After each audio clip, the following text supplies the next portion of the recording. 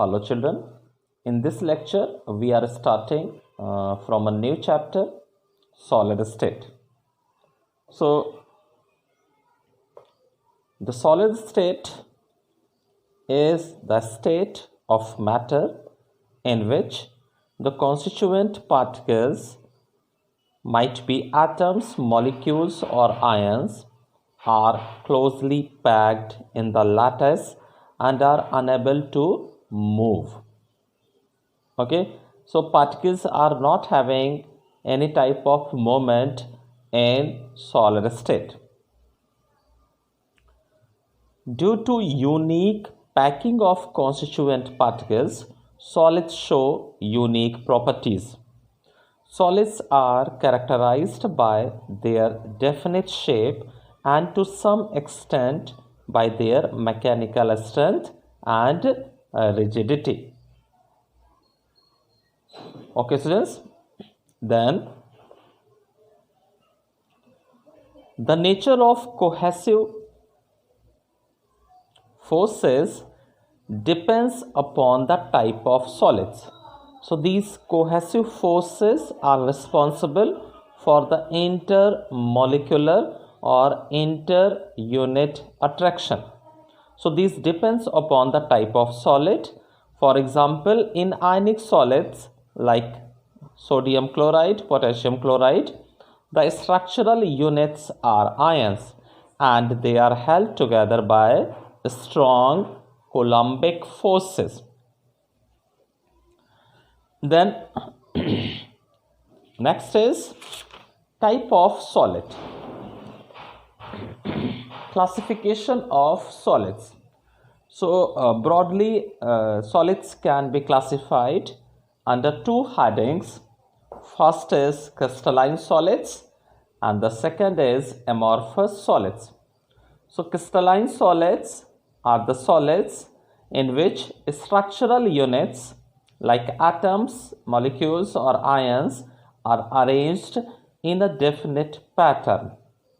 This definite pattern is repeated constantly throughout the solid. On account of the constant repetition of the definite pattern, a crystalline solid has a definite geometrical configuration which is characteristic of the nature of the substance. Okay, students. So all crystalline solids will have a specific 3D shape due to the specific arrangement of the constituent units or structural units. Okay. Crystalline solids possess sharp melting points and characteristic heats of fusion. So a specific melting point will be shown by crystalline solids, a specific or sharp. And what is the meaning of this sharp or specific? If you taken a little amount of any crystalline solid and suppose its melting point is around 90 degrees Celsius. So at 90 degrees Celsius, this whole amount of this solid will be melted at once. Okay, whole amount. So such melting is known as sharp melting. Okay, and this sharp melting at a particular temperature is shown by crystalline solids. These solids are incompressible. They possess planar surfaces and characteristic angles between the faces. A crystalline solid can be cleaved only along definite planes, and on cleavage gives a clean cut. Okay, so crystalline solid cannot be cleaved anywhere. They are cleaned. They can cleaved from a particular from the particular points only along definite planes, and after cleaving the surfaces we are obtained will also clean. Okay. Then the crystalline solids are anisotropic in nature. So this is a very specific property of crystalline solids, anisotropic in nature. And this anisotropic nature of the solid is known as anisotropy. Okay. Now, crystalline solids are also regarded as true solids. Some common examples of crystalline solids are NaCl, sugar, diamond, quartz, silver iodide, etc.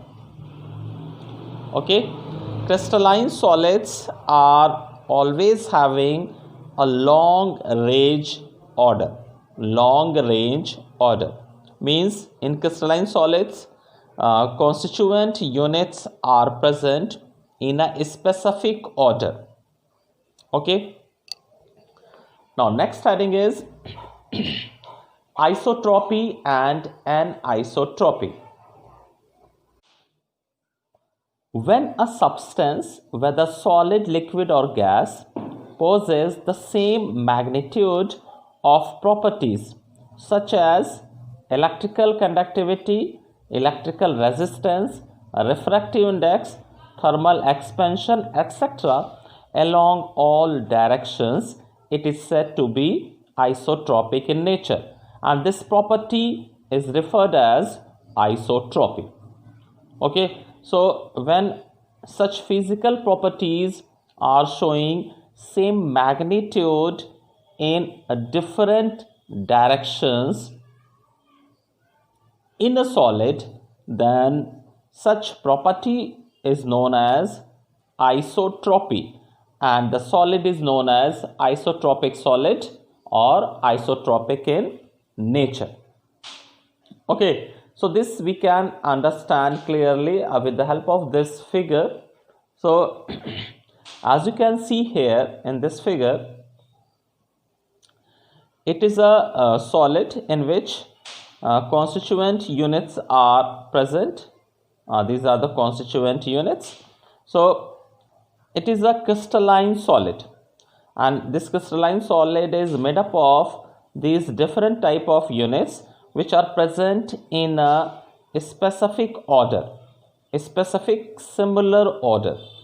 Okay, now if we are going to study any particular physical property like thermal expansion along to this direction and along to this direction.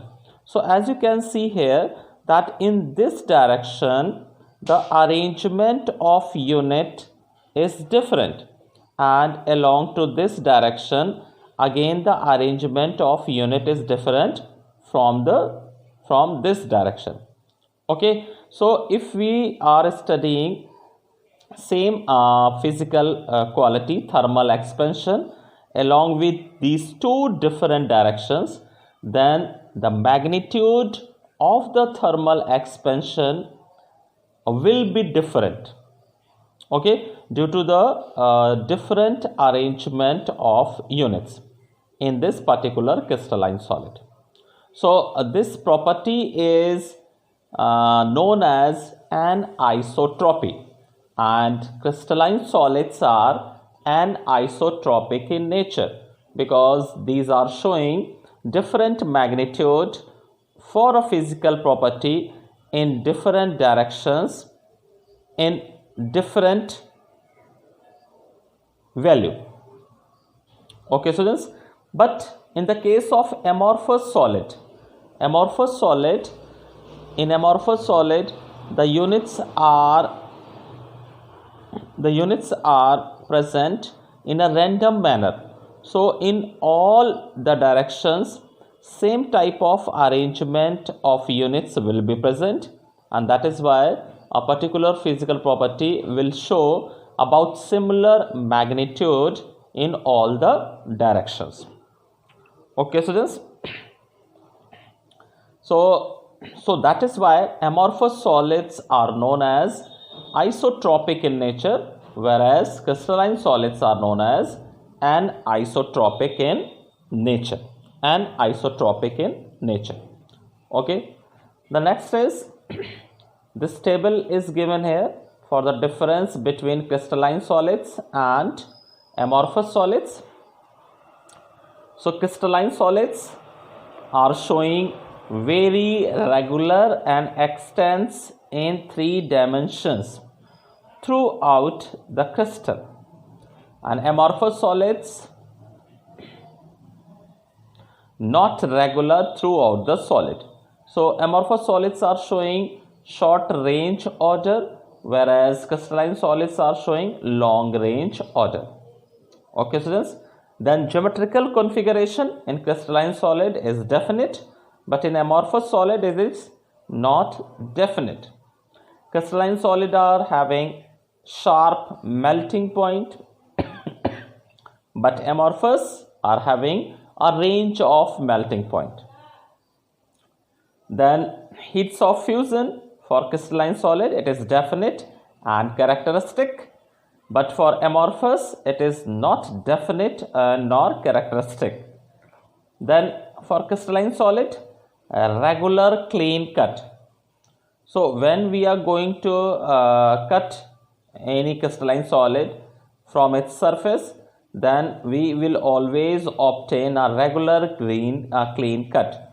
But in the case of amorphous, irregular cut will be there.